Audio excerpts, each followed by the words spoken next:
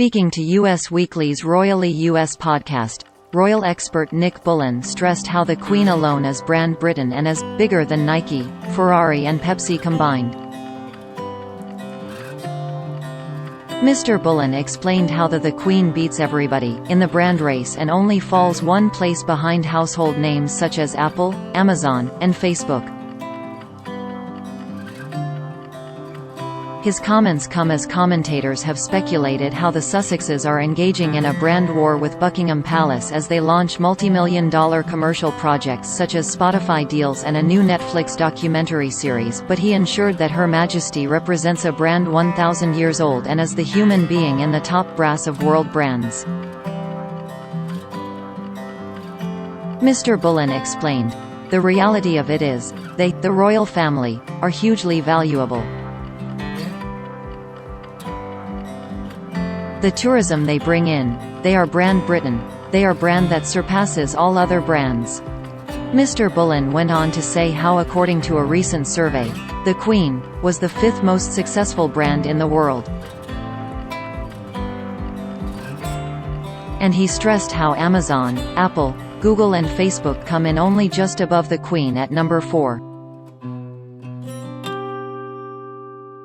The extraordinary title sees the Queen personally as bigger than Nike, Ferrari and Pepsi combined, according to Mr. Bullen. He added, "Just the Queen alone is the fifth largest brand in the world. She is bigger than the Kardashians, bigger than Oprah. In terms of brand recognition and brand value, the Queen beats everybody." Mr. Bullen said that the secret to Her Majesty's success comes from the fact that she represents a brand that is 1,000 years old and yet still she is number 5 in the world.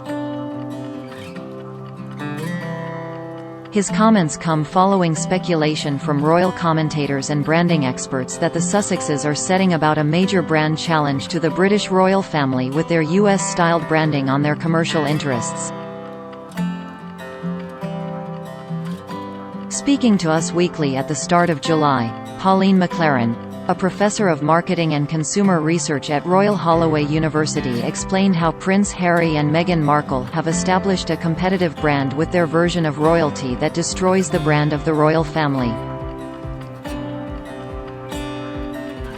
This brand, she says, massively challenges the established royal family brand as the California-based pair continue to roll out products from books to podcasts.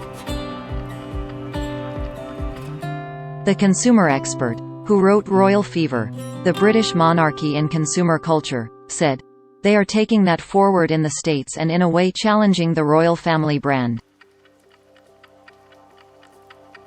They are showing they are au fait with contemporary times.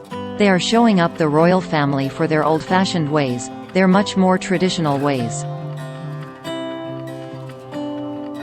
But Professor McLaren warned the pair of their actions in using royal family titles as a basis of their brand despite the criticism Harry and Meghan have leveled at the royals. She explained, "But it is keeping that balance that they keep in touch with royalty because that, of course, is their kudos." Professor McLaren went on to explain how the Sussexes have established their own brand with a heavy emphasis on victimhood, which has a massive market in the USA. The professor stressed, "They have fairly successfully launched their brand as a kind of rebel royal brand.